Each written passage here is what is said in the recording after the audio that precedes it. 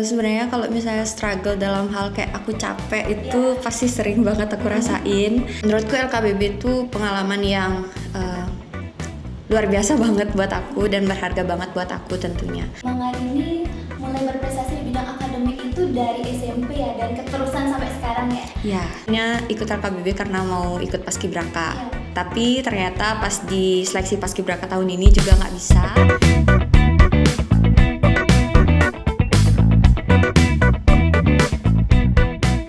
Halo Sobat Smadara, selamat datang di Smadara Podcast edisi Bisa Baca, bincang santai bersama Sinedra pada episode 1 dengan saya, Rina, sebagai host. Nah teman-teman, pada episode 1 kali ini kita berkesempatan mengundang salah satu sisi berprestasi yang ada di Smadara. Nah, siswi ini bukan hanya berprestasi di bidang akademik saja loh, tapi dia juga berprestasi di bidang non-akademik, dia juga aktif berorganisasi, ekstrakurikuler, dan lain sebagainya. Nah, penasaran gak sih siapa sih siswa berprestasi itu? Nah, mari kita sambut Mang Ari. Halo Mang Ari. Halo Rina. Boleh dong kenalin dikit nih kepada teman-teman kita yang lagi nonton gitu. Halo teman-teman semua, nama aku Niko Mangari Kencanawati, biasa dipanggil Mangari dari kelas 11A. Nah Mang Ari, ngomong-ngomong gimana sih kabar Mang Ari akhir-akhir ini? Astungkare, kabar aku hari ini baik dan Astungkare kedepannya juga semakin baik. Ya, Astungkare, Mang Ari dan juga teman-teman kita yang lagi nonton selalu dalam keadaan sehat walafiat. Nah Mang Ari, boleh dong ceritain sedikit kesibukan Mang Ari akhir-akhir ini? Akhir-akhir ini sih aku lagi ngurus ekstra, terutama dekat-dekat ini kan bakal ada LKBB. Nah, aku adalah salah satu bagian dari pengurus ekstra Paskibra. Jadi tiap hari itu itulah kesibukannya. Kalau pulang sekolah biasa bantu-bantu di persiapan LKBB. Terus seperti siswa biasanya aku juga sibuk bikin tugas dan lain sebagainya. Nah, setahu aku Mang Ari ini kan punya banyak kegiatan ya dan juga banyak kesibukan tentunya, karena kan Mang Ari orangnya ikut organisasi dan aktif di ekstrakurikuler kan. Nah, juga pasti di akhir-akhir ini banyak sekali tugas kan. Nah, menurut Mang Ari nih gimana sih cara Mang Ari memanage waktu? Sebenarnya kalau dari aku sendiri, menurutku aku juga masih kurang dalam hal memanage waktu, tapi aku selalu berusaha buat bisa maksimal dalam memanagenya. Biasanya tuh aku bisa dibilang orang yang lupa-lupaan. Jadinya kalau misalnya ada tugas tuh pasti aku catat dulu tugasnya apa, habis itu tenggatnya kapan. Jadinya dalam hal aku memanage waktuku itu aku mengerjakan segala sesuatu yang aku harus duluin. Jadi kayak pakai skala prioritas gitu loh. Kapan yang aku, kalau misalnya ada tugas yang sangat mendesak, aku bakal ngerjain itu duluan dibandingkan yang lain kayak gitu. Oke, ngomong-ngomong soal itu, boleh tahu nggak sih Mang Ari ini tuh mulai berprestasi itu dari kapan sih? Mungkin dari TK, SD, atau SMP mungkin? Aku mulai ikut-ikut lomba itu dari TK, tapi itu di tingkat di sekolah aja gitu. Waktu ini dapat ikut lomba nari. Nah, awal-awal waktu TK sama SD tuh aku senangnya ikut lomba nari-nari gitu. Terus mulailah waktu SD diajakin buat ikut lomba pramuka. Jadi dari SD tuh aku mulai berkecimpung di pramuka, sampai saat ini bisa ikut lomba-lomba di bidang pramuka juga. Terus selain itu dari SD juga udah mulai buat diajak ikut kayak lomba-lomba baca puisi atau storytelling yang kayak gitu-gitu sama guruku waktu SD. Jadi itu sih awal mulanya dari aku berprestasi. Cuman waktu SD tuh kayak masih coba-coba. Yang mulai dapat juara-juara itu waktu SMP kelas 2 kalau nggak salah, abis COVID. Oh ya, jadi Mang Ari ini mulai berprestasi di bidang non-akademik itu dari TK ya? Ya. Nah, kalau boleh tahu, kalau Mang Ari itu mulai berprestasi di bidang akademik itu dari kapan sih? Kalau dari bidang akademik itu mulai dari SMP kelas 2. Itu pertama kali aku ikut seleksi OSN dan waktu ini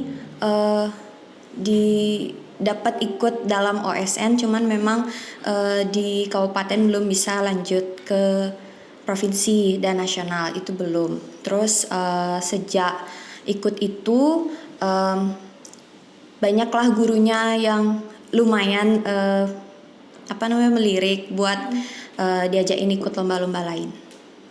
Nah, jadi Mang Ari ini mulai berprestasi di bidang akademik itu dari SMP ya, dan keterusan sampai sekarang ya? Ya. Nah, dari yang aku tahu nih, Mang Ari kan sempat pas kelas 10 tuh ikut lomba LCC 4 Pilar kan? Ya. Nah, boleh dong ceritain sedikit gimana sih Mang Ari ngelewati masa-masa itu? Gimana sih cara Mang Ari ngebagi waktu belajar di kelas sama ikut LCC itu? Oke, waktu ikut LCC itu awalnya aku nggak nyangka kalau bisa ikut, soalnya itu seleksinya itu nggak ada seleksi sebenarnya, tapi untuk kelas 10 tuh dari guru mapelnya ngirim satu Google Form, terus disuruh ngisi untuk yang pernah ikut juara di bidang PPKN atau ekonomi. Nah, awalnya tuh di SMP aku nggak pernah ikut lomba PPKN, tapi aku pernah ikut lomba ekonomi. Akhirnya aku masukin lah prestasi yang di bidang ekonomi itu. Habis itu ditanyain sama gurunya, waktu ini sama Umbara, teman sekelasku. Habis itu dibilang tuh waktu ini LCC 4 pilarnya itu ada gabungannya sama ekonomi gitu kalau nggak salah. Habis itu akhirnya itulah yang bikin aku akhirnya ikut itu ekonomi atau sejarah ya kalau nggak salah, itu aku lupa.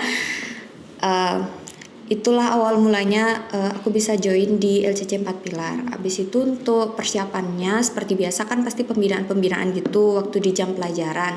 Jadinya lumayan banyak lah aku keteteran sama mata pelajaran yang aku ketinggalan gitu di kelas. Jadinya caraku itu aku lebih memprioritaskan dulu untuk lombanya, menyelesaikan itu dulu, tapi tetap kalau misalnya ada tugas yang tenggat waktunya itu pada hari itu, pada saat aku pembinaan, tetap aku kerjain gitu.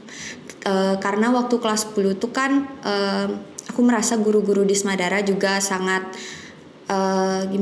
support sama siswa-siswi yang ikut lomba kayak gitu. Jadi masih dimaklumi kalau misalnya ada keterlambatan dalam nyetor tugas kayak gitu sih. Itu kan Mang Ari bukan hanya belajar buat LCC kan, dan juga Mang Ari itu juga belajar buat di kelas juga tentunya. Nah, Mang Ari boleh dong ceritain sedikit gimana sih cara Mang Ari tuh ngejar pelajaran yang di kelas ini kan? Itu kan Mang Ari bilang tadi tuh Mang Ari pembinaan tuh lumayan lama ya pastinya kan, buat mempermantap materinya.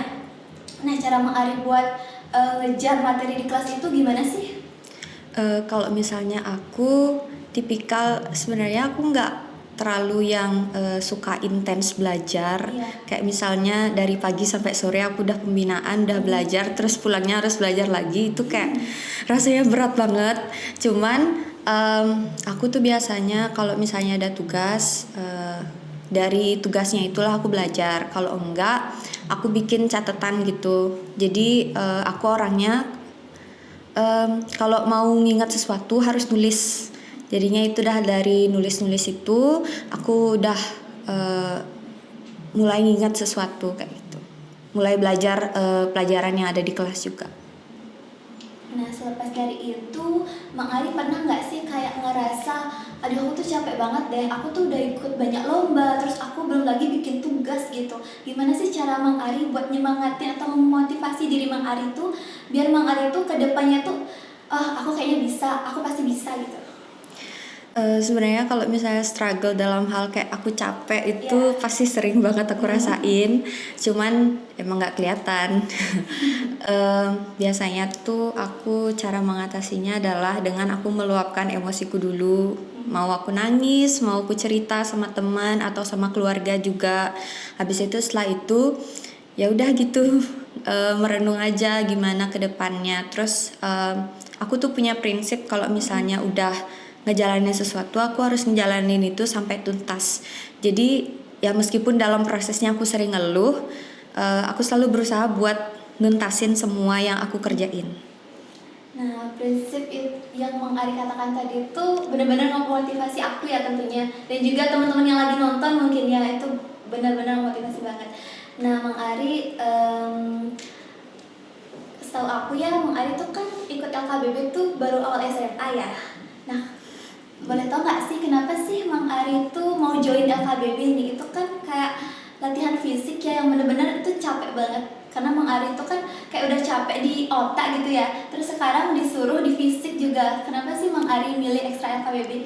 Oke, ikut LKBB itu berawal dari keinginanku buat ikut paskibraka. Ya. Jadi dari kecil orang tuaku tuh udah pengen aku buat bisa meneruskan bapakku jadi polisi. Nah, orang tuaku juga support aku dalam hal kayak ikut paskibraka dan lain sebagainya. Nah, dari SMP juga aku udah pengen sebenarnya ikut yang kayak LKBB, cuman belum ada kesempatan karena tinggi. Itu karena tingginya waktu ini. Soalnya di SMP ku tuh seleksinya itu pakai seleksi tinggi juga, jadinya nggak masuk. Habis itu SMA nanya-nanya lah sama kakak kelas yang kebetulan memang udah lumayan dekat gitu. Aku nanya bisa nggak ikut LKBB gitu, atau kayak gimana ya, aku waktu ini nanya kalau nggak salah gimana kalau misalnya jadi paskibraka tuh gimana. Terus dibilang lah ya latihan fisik kayak gitu-gitu. Terus aku nanya balik kalau misalnya ikut LKBB bisa dapat poin plus nggak buat ikut paskibraka kayak gitu. Terus bisa aja sih, karena kan dari sana fisik mudah dilatih, habis itu mental mudah dilatih juga kayak gitu. Terus karena itulah yang bikin aku kayak coba aja deh seleksi. Habis itu akhirnya lolos. Nah, selama LKBB itu sebenarnya sulit banget untuk aku yang SMP tuh aku nggak terlalu menekuni di latihan fisik gitu, kayak sekali muter lapangan aja udah ngos-ngosan sebenarnya. Tapi waktu LKBB tuh benar-benar kayak wow, lumayan sih, karena kayak ningkat latihan fisiknya ditingkatin kayak gitu-gitu. Jadi menurutku LKBB itu pengalaman yang luar biasa banget buat aku dan berharga banget buat aku tentunya. Namun sangat disayangkan, awalnya tuh kan aku pengennya ikut LKBB karena mau ikut paskibraka. Tapi ternyata pas di seleksi paskibraka tahun ini juga nggak bisa karena tinggi lagi. Jadi kayak ya udah deh, aku ambil poin positifnya aja dari LKBB. Nah, dari yang aku tahu juga nih ya Mang Ari kan sempat lomba di LKBB kan. Nah, boleh dong ceritain sedikit pengalaman Mang Ari lomba di LKBB? Oke, pengalaman aku ikut LKBB itu kalau misalnya aku bilang itu cukup berat, tapi menyenangkan juga dan sangat memorable. Jadi kayak waktu ini tuh aku latihan, kalau LKBB itu kan malam-malam lumayan, sore sampai malam gitu. Jadi kayak antara waktu aku pulang sekolah itu jam 4 sama waktu latihan itu lumayan mepet. Jadinya aku harus stay di sekolah, ganti baju, habis itu prepare buat latihan. Dan sampai itu malam. Jadi kayak menurutku itu sangat-sangat melelahkan awalnya, tapi setelah aku jalanin sekitar 4 atau 5 bulan itu kalau nggak salah latihannya, oke, aku udah mulai terbiasa dengan hal ini. Jadi kayak aku jalanin aja. Terus waktu ini aku juga sempat ya ada problem sedikit sama kesehatan. Jadi hal itulah yang bikin kayak di tengah jalan tuh kenahku atau kayak gimana ya perasaanku untuk ngelanjutin apa enggak ya. Soalnya ini kan berpengaruh ke kesehatanku juga pada saat itu. Emang sih fisikku sehat-sehat aja, tapi ada satu problem yang memang dari SMP udah pernah aku alamin sebelumnya. Nah, pada akhirnya aku konsultasi ke ibuku, habis itu ke dokter juga gimana, terus dibilang boleh-boleh aja dilanjutin, nggak apa-apa gitu, lanjutin LKBB-nya terus.